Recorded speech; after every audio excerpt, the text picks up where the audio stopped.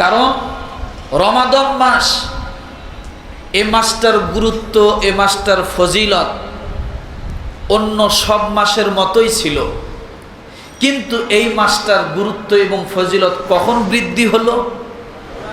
যখন কোরআন এ মাসের ভিতরে নাজিল করা হলো।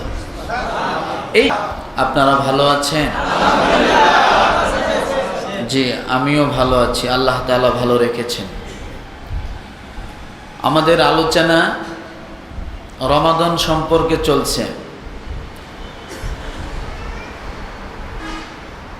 সূরাতুল বাকারার 183 নম্বর আয়াত এবং 184 নম্বর আয়াত, এই দুই আয়াতের আলোচনা গেছে। আজকে আলোচনা হবে 185 নম্বর আয়াত। কত? সূরা বাকারার 185 নম্বর আয়াত।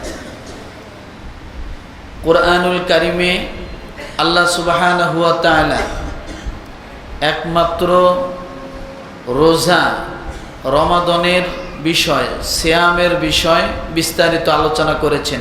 কোথায় আলোচনা করেছেন বলেন? সূরা বাকারার কত নম্বর আয়াত? 183, 184, 185, 186, 187, এই কয়টা আয়াতে আল্লাহ তাআলা পুরা সিয়ামের আলোচনা করেছেন, রোজার আলোচনা করছেন। তার মধ্যে যে দুইটা আয়াতের আলোচনা গেছে 183 এবং 184, এই দুই আয়াতে আমাদের পূর্বে যারা এসেছিলেন তাদের রোজা, তাদের সিয়াম কতদিন ছিল, কেমন ছিল, এই বিষয়ের উপর আলোচনা হয়েছে। আর আল্লাহ তাআলা আমাদেরকে বলছেন 183 নম্বর আয়াতে যে তোমরা যদি রোজা রাখো যেমন পূর্ববর্তীরা রোজা রেখেছিলেন, তাহলে তোমরা অবশ্যই তাকওয়া অর্জন করবে। পূর্বে যারা এসেছিলেন তারা রোজা রেখেছিলেন কিন্তু তারা তাকওয়া অর্জন করেন, কথা বলেন, এটা 183 নম্বর আয়াত। তারা রোজা রেখেছিলেন কিন্তু তারা তাকওয়া অর্জন করতে পারে নাই। তাই আল্লাহ তাআলা বলেছেন তোমাদের উপরেও রোজাকে ফরজ করে দেওয়া হলো যাতে তোমরা তাকওয়া অর্জন করতে পারো। এরপরে আল্লাহ তাআলা 84 নম্বর আয়াতে বলেছেন আইয়ামাম মাদুদাত, তাদের রোজার সংখ্যা ছিল কয়েকদিন, আর আমাদের রোজার সংখ্যা হলো 1 মাস। আমাদের রোজার সংখ্যা কত? কথা বলতে হবে, 1 মাস। মাথা উঁচু করেন। আমাদের রোজার সংখ্যা 1 মাস, আর তাদের রোজার সংখ্যা ছিল কয়েকদিন, 10 দিনের কম, 10 দিনের কম, 9 অথবা 10-এর ভিতরেই থাকবে, তবে 10-এর কম। কিন্তু তাদের পূর্বে আল্লাহ তাআলা যাদের কথা কোরআনে বলছেন তাদের রোজার দিন ছিল 10 দিনের কম, কিন্তু তাদের পূর্বে যারা ছিলেন এবং তাদের পরে যারা ছিলেন তাদের রোজা ছিল 50 দিন, 40 দিন, এরকম রোজা ছিল।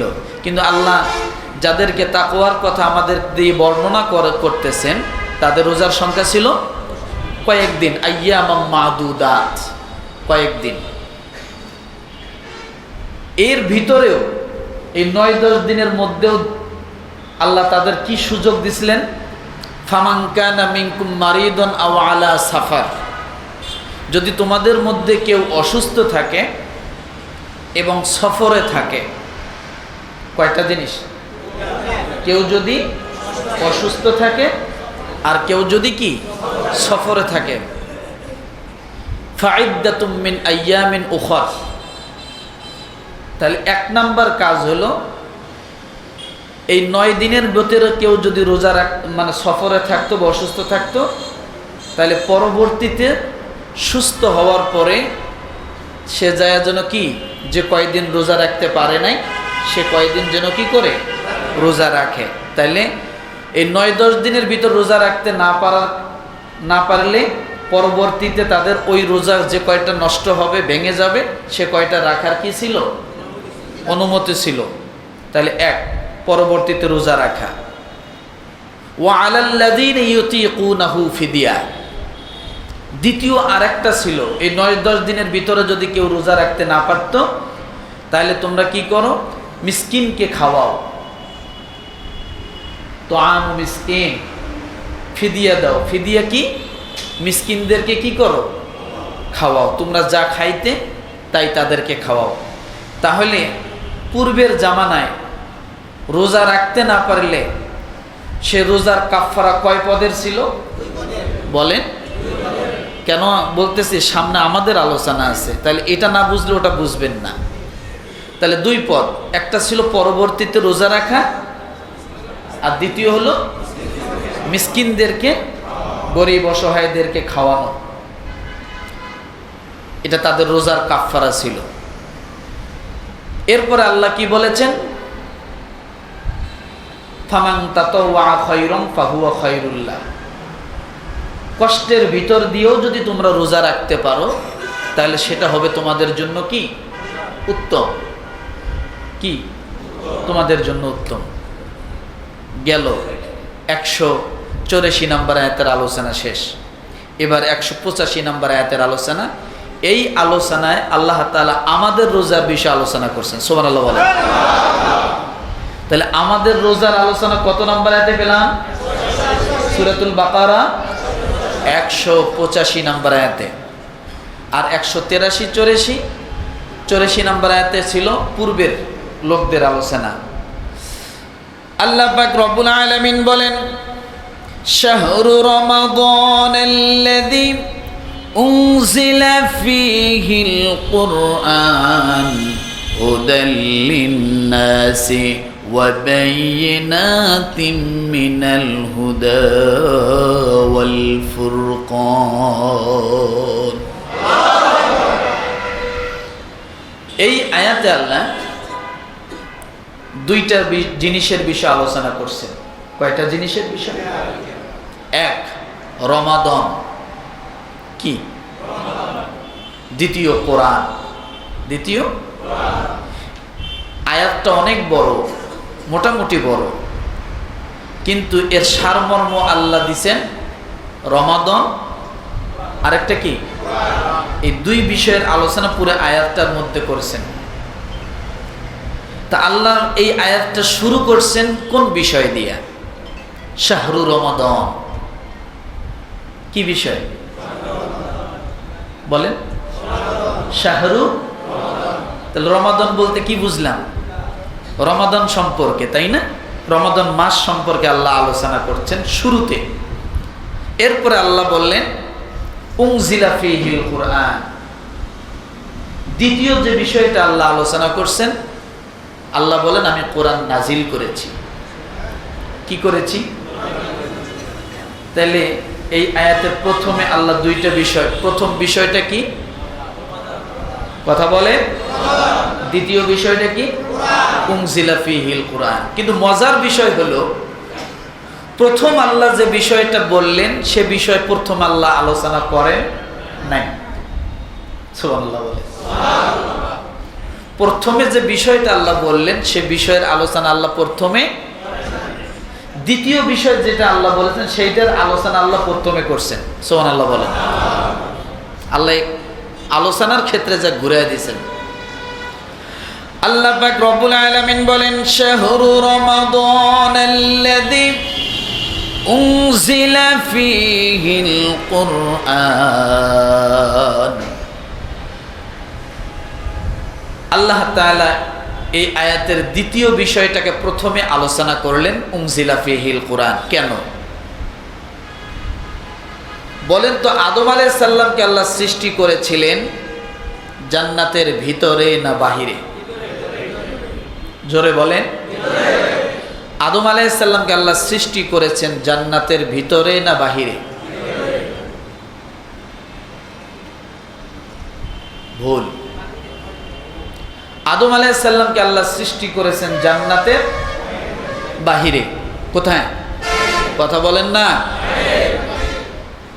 জানেন না সেটাও বোঝেন না, আজ জানাচ্ছি তারপরও কথা বলেন না। আদম আলাইহিস সালামকে সৃষ্টি করেছেন কোথায়? জান্নাতের বাহিরে। এরপরে আল্লাহ তাকে জান্নাতের ভিতরে ঢুকাই দিলেন যে এইটা তোমার বাড়ি, এখানে তোমার বসবাস, এখানে থাকো। খাবার দাবার আল্লাহ তাআলা অনেক নিয়ামতের ব্যবস্থা করলেন, কিন্তু খায় মনটা মরা। মনটা কি? মনটা হাসি নাই, খুশি নেই, খায় থাকে। আল্লাহ তাআলা খুশির একটা ব্যবস্থা করলেন, ঘুম পাড়ায় দিলেন আদম আলাইহিস সালামকে। ঘুম থেকে জাগনা হয়ে দেখে পাশে আরেকজন পরমা সুন্দরী নারী বসে আছে সাজগোজ নিয়ে। কালকে বলে এবেলা বলবেন না তো, ভেজাল তো ঘরে ঘরে এখন ভেজাল, যার কারণে এবেলা সুবহানাল্লাহ বেড়ায় না। ঘরে ঘরে ভেজাল আছে না নাই? আল্লাহ তাআলা দুইজনকেই বললেন, তাহলে মা হাওয়া সৃষ্টি কোথায়? জান্নাতের ভিতরে না বাহিরে? ভিতরে। আদম আলাইহিস সালাম বাহিরে। আল্লাহ দুইজনকে জান্নাতের ভিতরে থাকতে দিলেন, সমস্ত হুকুম ঢুকায় দিলেন। এক জায়গায় আল্লাহ নিষেধ করলেন, এখানে ধারে কাছেও ওয়ালা তাকরাবা হাযিহি শাজারা, ওই গাছের কাছে যাইও না। শয়তান মাঝখানে কাজ করলো, মা হাওয়া আল্লাহ তাআলার হুকুমটা ভুলে গেলেন। তিনি ওই গাছের নিকটে গেলেন, এরপরে ওনার স্বামীকেও নিয়ে গেলেন।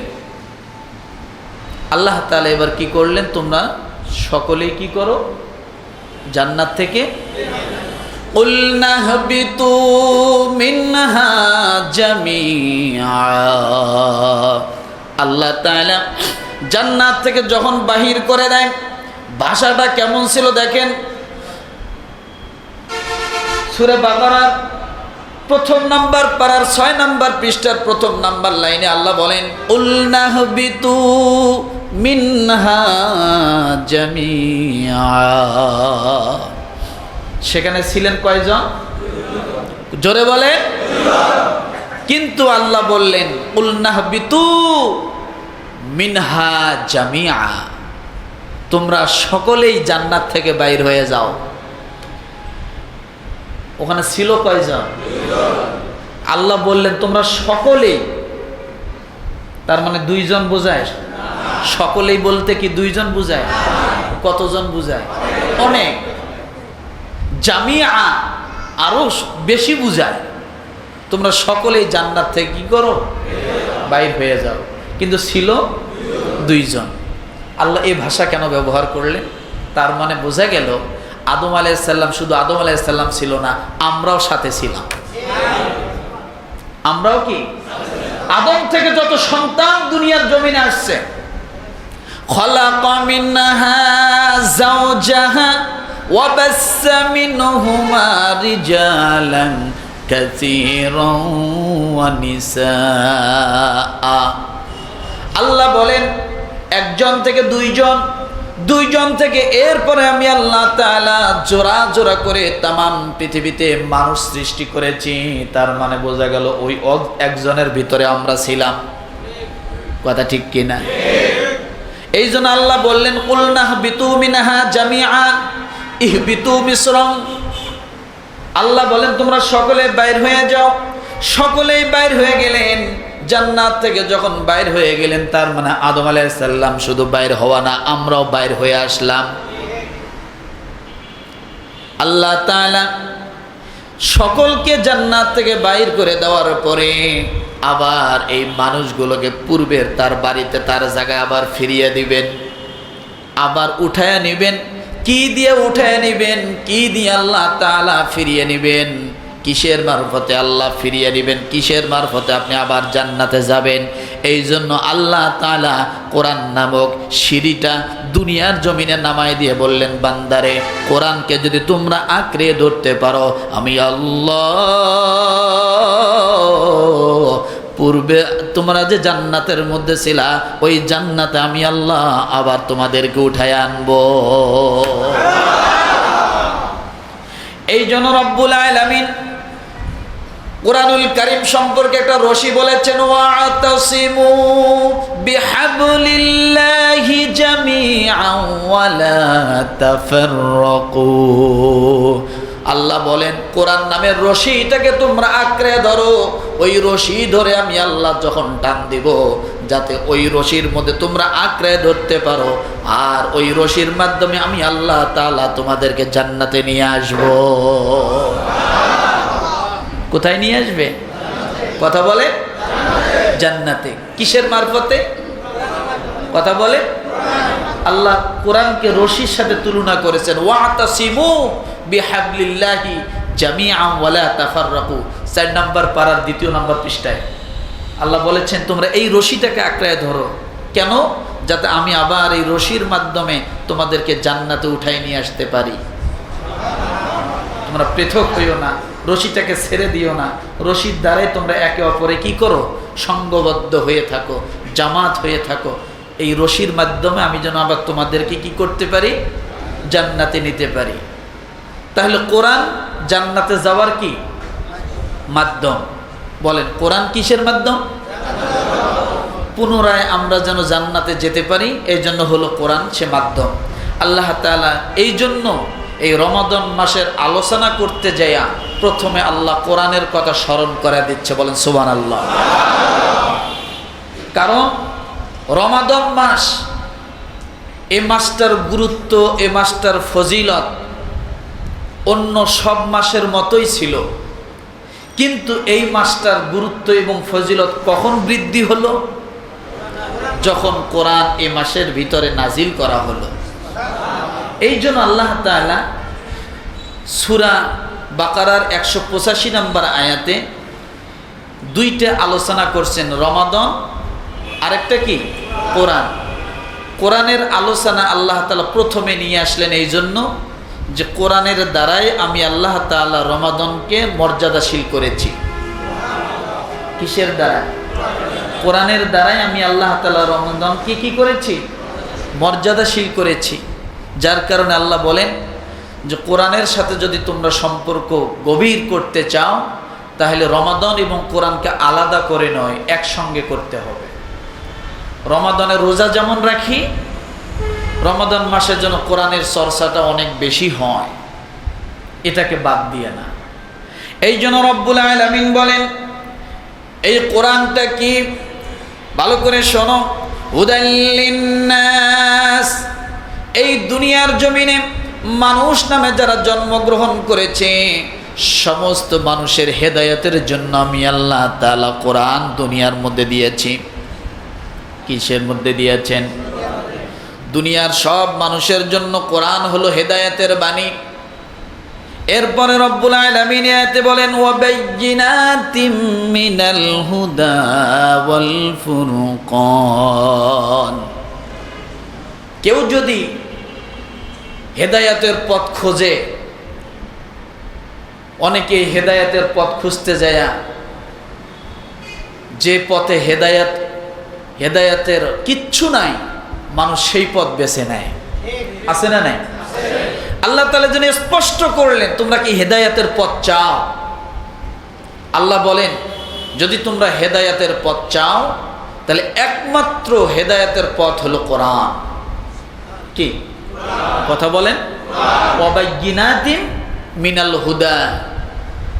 একমাত্র হেদায়েতের পথ হলো কোরআন। কোরআনকে বাদ দিয়ে পৃথিবীর কেউ যদি কোনো হেদায়েতের পথ চায় কোনোদিন সেটা হেদায়েতের পথ হতে পারে না। কথা বলে আমার কথা, আল্লাহ তাআলার কথা। তাহলে এই আয়াতে কোরআনের এক নাম্বার যে বিষয়টা জানলাম সেটা হলো কি? কোরআন হলো হেদায়েতের বাণী। কোরআন কি শুধু মুসলমানের জন্য? কাদের জন্য? মানুষ নামে যারা জন্মগ্রহণ করেছে সবার জন্য কোরআন হলো হেদায়েতের বাণী। দ্বিতীয় নম্বরে আপনি সেই হেদায়েত যদি চান কোন পথে চাইতে হবে? কোরআনের পথে। কথা বলেন কোরআনের পথে। এই জন্য আল্লাহ বলেন ওয়াবাইয়িনাতিম মিনাল হুদা, হেদায়েতের সুস্পষ্ট নিদর্শনাবলী হলো এই কোরআন। তৃতীয় নম্বরে আল্লাহ যে বিষয় এ আয়াতে বলেছেন ওয়াল ফুরকান, সত্য এবং মিথ্যার পার্থক্যকারী। কোরআনটা কি সত্য এবং মিথ্যা? কি যন্ত্র, কি মেশিন, কি ব্যবস্থা যে আপনি সত্য এবং মিথ্যাকে পার্থক্য করার জন্য যদি কোনো বস্তুর প্রয়োজন হয়, কোনো জিনিসের প্রয়োজন হয়, আল্লাহর তরফ থেকে কোনো নেয়ামতের প্রয়োজন হয়, সেটা হবে কি? সেটা হবে কোরআন। এটাই আপনাকে সত্য এবং মিথ্যাকে পার্থক্য করে দেবে। এরপরে রব্বুল আলামিন ডাক দিয়ে বলেন, এখন রোজার আলোচনা।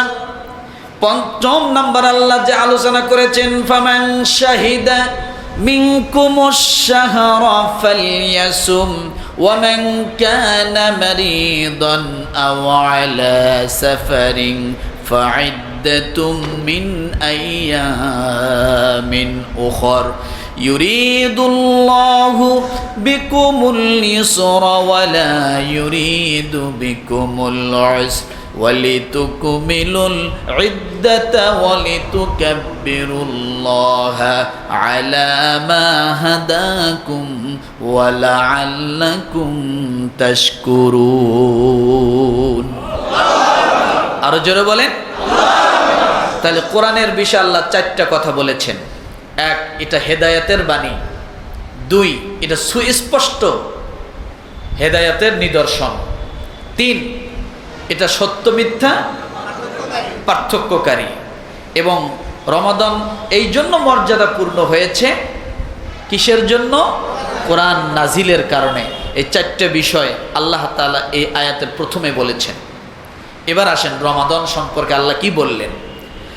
ফামান শাহিদা মিনকুমুশ শাহরা ফালইয়াসুম, সুতরাং তোমাদের জন্য যে মাসটিতে উপস্থিত হবে, এই রমাদান মাসটি তোমাদের সামনে যখন উপস্থিত হবে, সে মাসে যেন তোমরা সিয়াম পালন করো। কি করতে বলেছেন? এই রমাদান মাস যখন তোমাদের সামনে উপস্থিত হবে, তখন কি করবে? সিয়াম পালন করো। এই যে রোজা সম্পর্কে পাইলাম। এখন আপনি যদি বলেন, হুজুর সিয়াম তো আল্লাহ পালন করতে বলেছেন, কিন্তু এখানে অনেক অসুস্থ মানুষ আছে, রমাদান পেয়েছে কিন্তু সিয়াম পালন করার সামর্থ্য অনেকের নাই, অসুস্থ হয়ে গেছে, মাজুর হয়ে গেছে, এবং তো বা সফরে চলা লাগতেছে, কথা ঠিক কিনা? আল্লাহ তাআলা ডাক দিয়ে বলেন, তোমাদের জন্য যে বিধানটা করা হয়েছে, ওয়ামান কানা মারিদান আও আলা সাফারিন ফাইদ্দাতুম মিন আইয়ামিন উখর। সুবহানাল্লাহ বলেন, আরো জোরে বলেন। আল্লাহ তাআলা ডাক দিয়ে বলেন, এই রমাদান যখন আসবে তখন তোমরা সিয়াম পালন করো। এরপর আল্লাহ বলেন, অসুস্থ মানুষ যদি প্রশ্ন করে, আল্লাহ সিয়াম পালন করতে বলেছেন রমাদান মাস পাইলে, তাহলে আমি তো অসুস্থ, সিয়াম পালন করতে পারবো না। আল্লাহ বলেন, অসুস্থ এবং মুসাফির যে থাকবে তোমাদের মাঝে, সেজন্য রমাদানের পরে যে কয়টা রোজা রমাদানের ভিতরে ভেঙেছে, সেই কয়টা যেন রমাদানের পরে পূর্ণ করে নেয়। কি করে নেয়? রমাদান মাসে অসুস্থতার কারণে বা সফরে থাকার কারণে যে কয়টা রোজা কি হচ্ছে করতে পারেননি, রাখতে পারেননি, সেই রোজা কি করবে? রমাদানের পরে সেই রোজাগুলো পূর্ণ করবে। তাইলে এই কথাটা তো আগেও ছিল না? আগের জামানার লোকদেরও ছিল। আমরাও সেটা কি পাইলাম যে রমাদানের পরে আমরা এই রোজাগুলো কি করব? পূর্ণ করে নেব। কিন্তু তাদের আরেকটা বিষয় ছিল, সেটা কি ছিল? যে ইতিম মিসকিনদেরকে ছিল কি ছিল না? এটা তাদের ক্ষেত্রে ছিল, কিন্তু আমাদের ক্ষেত্রে দেখুন শুধু একটা, রমাদান মাসে রোজা রাখতে যদি না পারো, রমাদানের পরে তুমি সে কয়টা পূরণ করে নিও।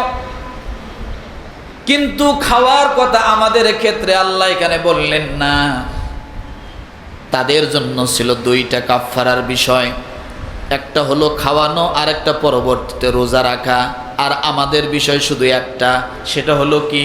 আমরা যেন পরবর্তীতে কি করতে পারি, রোজা রাখতে পারি। এটা কেমন কথা হলো?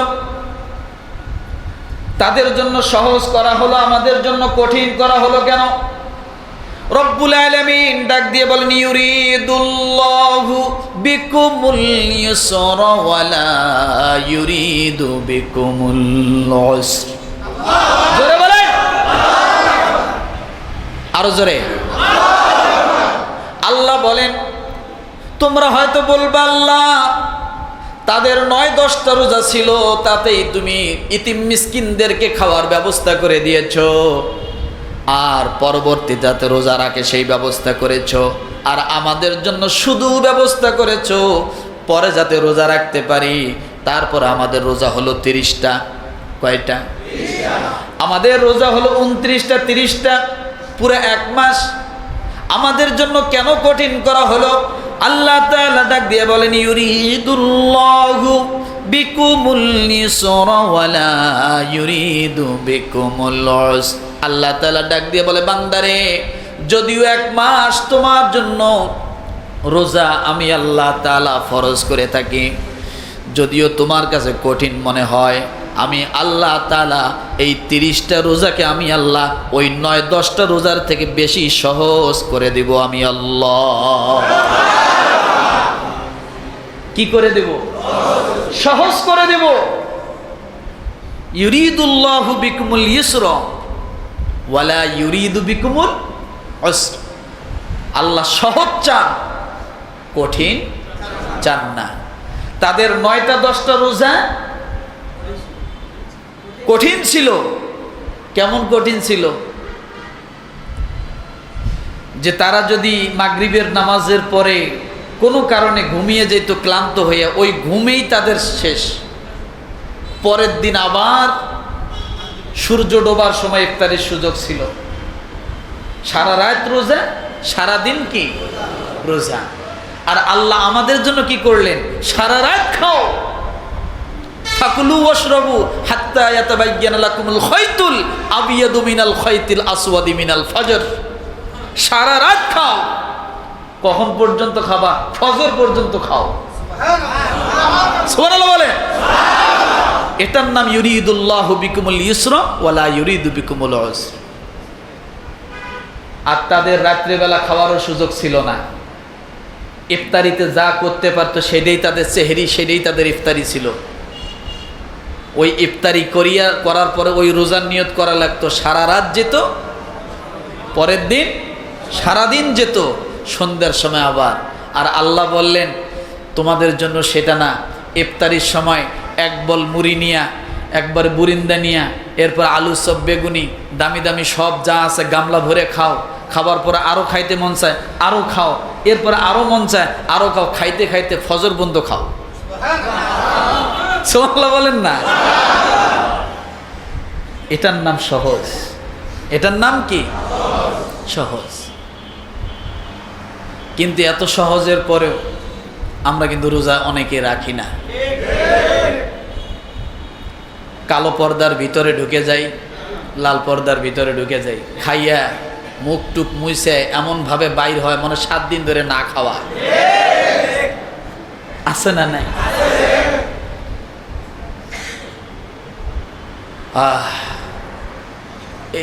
এত বেশি খাইলে ডাক্তারে বলে ডায়াবেটিস নাকি হয়। বেশি খাইলে কি হয়? এটা আমার কথা না, ডাক্তারের কথা বলছি। বেশি খাইলে নাকি ডায়াবেটিস হয়।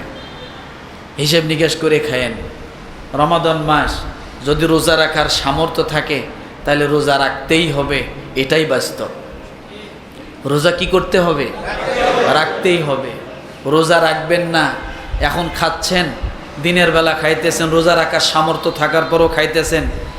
যার বাড়িতে খাবার নাই সেই থাকবে রোজা। আমার তো ঘরে চাউলের বস্তা ভরা আছে, আমি কেন রোজা থাকবো? বলে ভাই, এটা কোনো কথা না। যার ঘরে খাবার আছে সেই তো বেশি রোজা রাখবে। সেই বেশি কি? সেই বেশি রোজা রাখবে। সারা বছর রোজা থাকে, কথা বোঝেন নাই? রোজার মতো রোজা থাকে। আপনি 3 বেলা খেয়েছেন, সে 1 বেলা খাইছে আর 2 বেলা পায় নাই, তাকে রোজার ভয় দেখিয়ে লাভ নাই। তার কাছে সারা বছর এক সমান। তার কাছে কি সারা বছর এক সমান। কিন্তু আপনার জন্য আল্লাহ তাআলা যে বিধান দিলেন যে রমাদান যদি তোমরা পাও তাহলে তোমরা কি করো, রোজা রাখিও।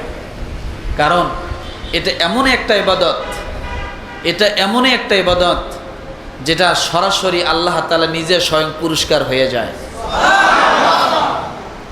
কি হয়?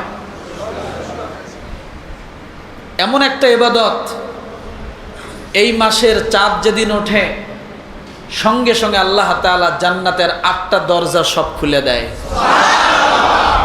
অন্য আমলের জন্য আল্লাহ বলেন নাই যে আমি 8টা দরজার সাথে সাথে খুলে দিয়েছি। 1 মাস এটার জন্য জান্নাতের দরজা খোলা থাকবে। 1 মাস এই রোজার কারণে, রোজার সম্মানার্থে, সিয়ামের সম্মানার্থে, কোরআনের সম্মানার্থে আল্লাহ তাআলা জাহান্নামের দরজাগুলো বন্ধ করে দেয়। এই আমলটা এমন একটা আমল, এই রোজা এমন একটা আমল যে রমাজানের চাঁদ যখন ওঠে, ওঠার সঙ্গে সঙ্গে আল্লাহ তাআলা সমস্ত কবর আযাবগুলো মাফ করে দিয়েছে। এটা এমন একটা আমল যে আল্লাহ তাআলা এই মাসের চাঁদ যখন ওঠে, ওঠার সঙ্গে সঙ্গে এ মাসের সমস্ত কবরওয়ালাদের কবরগুলো আল্লাহ তাআলা শাস্তি লাঘব করে দিয়ে জান্নাতের হাওয়া বহায় দিতেছে। এটা সেই মাস, এটা এমন একটি মাস, এ মাসের চাঁদ ওঠার সঙ্গে সঙ্গে নফলকে ফরজ বানায় দেওয়া হয়। আপনি কেন করবেন না? আপনি কি একটাবার ভাবুন তো, গত বছর যারা রোজা ছিল তাদের মধ্যে অনেকেই এবছর রোজা পায় নাই, কবরে চলে গেছে। আবার অনেকে বেঁচে আছে, রোজা রাখার মতো মন মানসিকতা আছে, কিন্তু রোজা রাখতে পারতেছে না। এই যে রোজার মাস আসছে, এমনও হতে পারে এই রমাদান আমাদের জীবনের শেষ রোজা হয়ে যেতে পারে। আপনি কেন রাখবেন না? খাইলেও দিন যায়, না খাইলেও দিন যায়। যারা রোজা রাখতেছে তারা যে রোজা রাখার কারণে খুব অসুস্থ হয়ে পড়ে গেছে, মরে যাচ্ছে, এমন তো না। এমন? তাহলে আপনি রোজা রাখতেছেন না কেন? যদি আপনার সামর্থ্য থাকে তাহলে আপনি অবশ্যই রোজা রাখতেই হবে।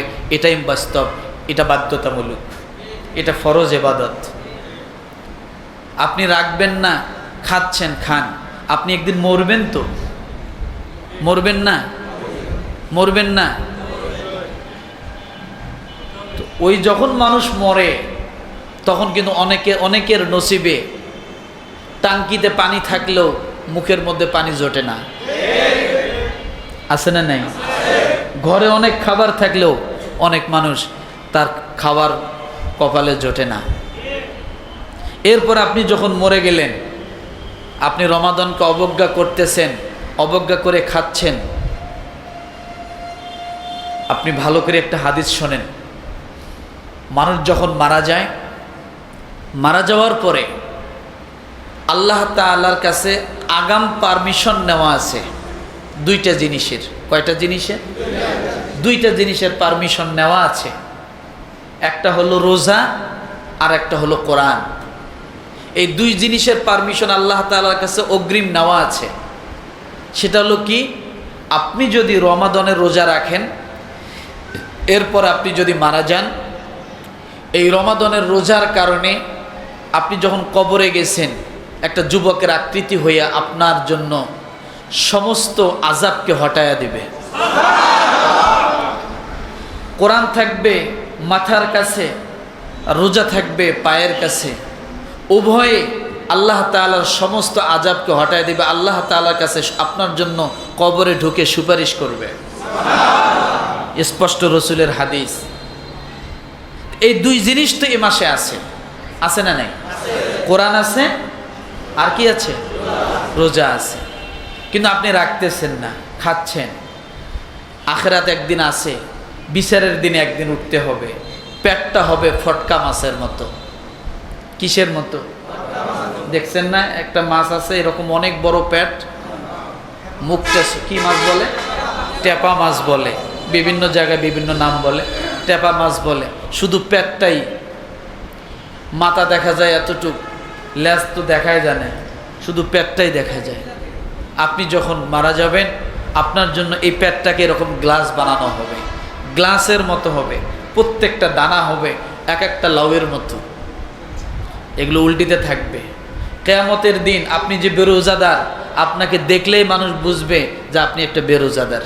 মানুষ ঘৃণা করবে, আপনার শরীর থেকে গন্ধ বাইর হবে।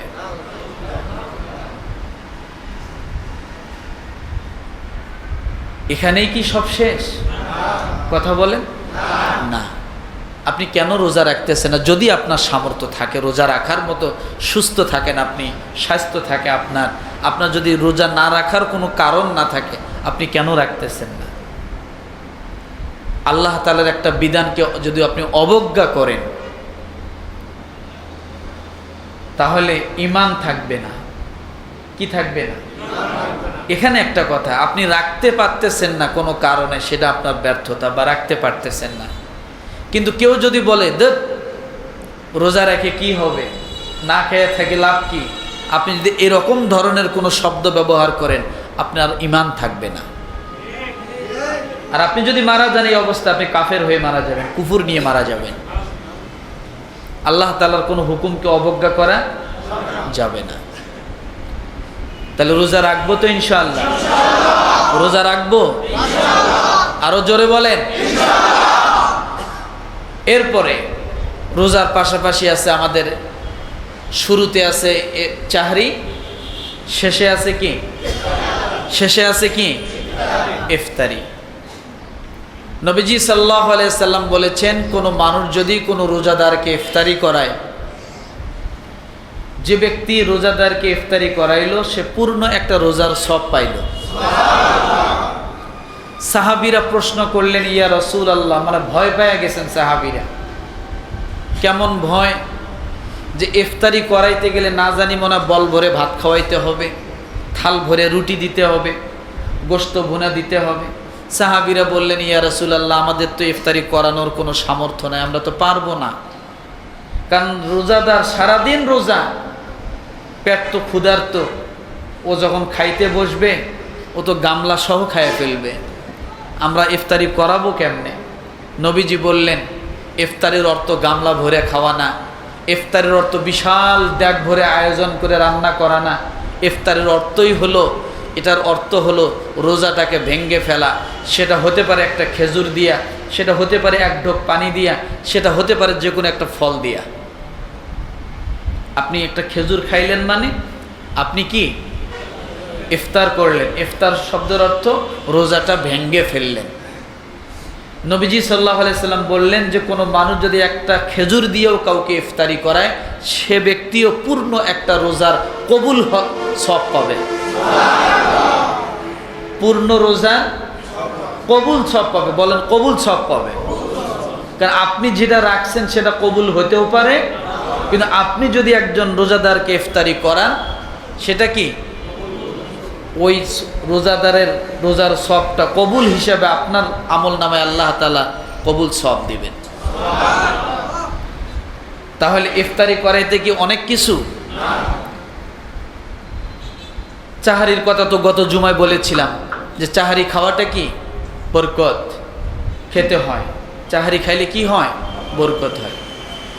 তো এরকম আমাদের পাশে, আমাদের রুমে, আমাদের প্রতিবেশী অনেকে আছে ইফতারি করতে পারে না, ভালো ব্যবস্থা নাই।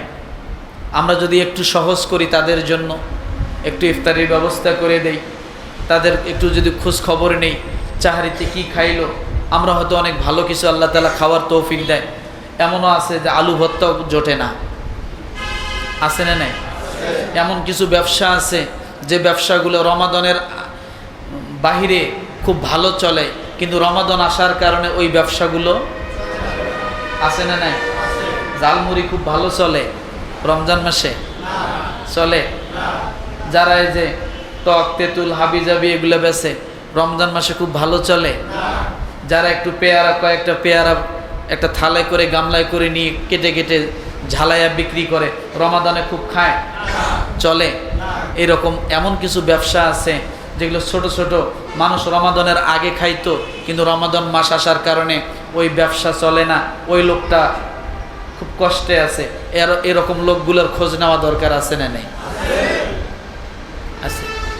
রমাদানের কারণে অনেক মানুষের দেখা যাচ্ছে যে আগে অনেক পরিশ্রমের কাজ করত, রোজার কারণে পরিশ্রমের কাজ করতে পারতেছে না। মাটি কাটা কাজ, ইটা টানা কাজ, ইটা ভাঙ্গা কাজ, বিভিন্ন কাজ এরকম আছে, অনেক ওজনের কাজ, অনেক কষ্টের কাজ, কিন্তু রমাদান আসার কারণে করতে পারতেছে না রোজা রাখার কারণে। এই মানুষগুলোর দিকে একটু তাকানো দরকার আছে না নেই? আছে। তাকাইলে কি হবে? আপনি একজনকে রোজাদারকে ইফতারি করাবেন, পূর্ণ একটা রোজার সওয়াব পাবেন। এখন কথা হলো, আপনি ঘরে বসে আপনার পরিবার সহ ইফতারি করতেছেন। একটা সহজ করে দেই, আপনার পরিবার সহ কি করতেছেন? ইফতারি করতেছেন।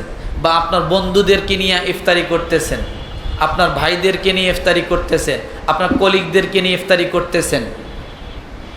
আপনি যখন ইফতারি করবেন, আপনার সামনে খেজুর আছে, আপনি এখান থেকে সহজে একটা রোজার সওয়াব আদায় করতে পারেন।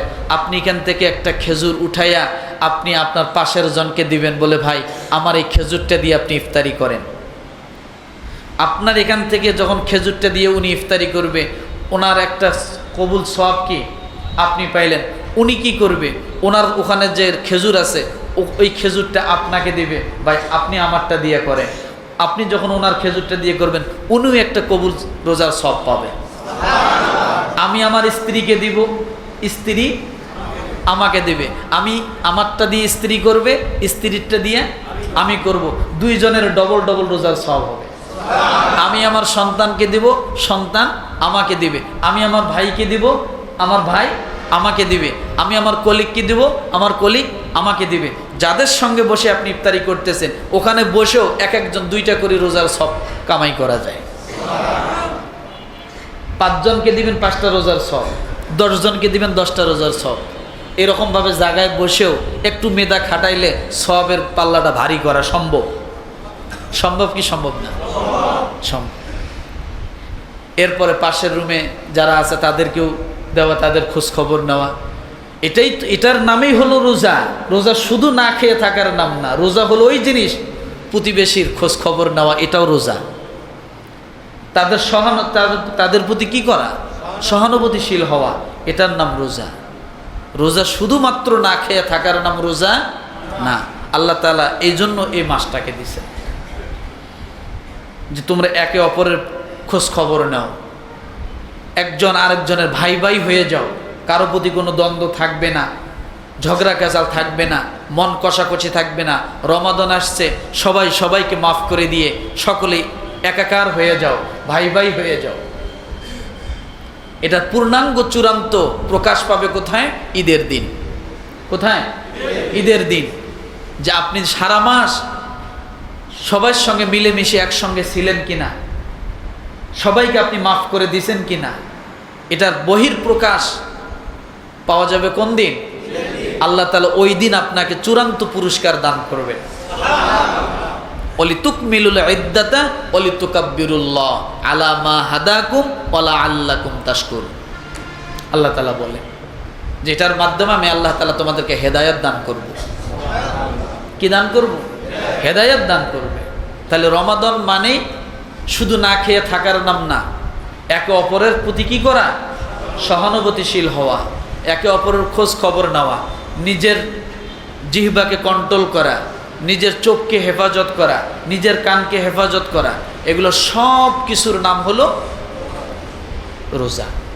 মনে থাকবে ইনশাআল্লাহ। তাহলে এই আমলগুলো করতে পারবো? কথা বলেন। একে অপরকে খোঁজ নিতে পারবো? আলহামদুলিল্লাহ।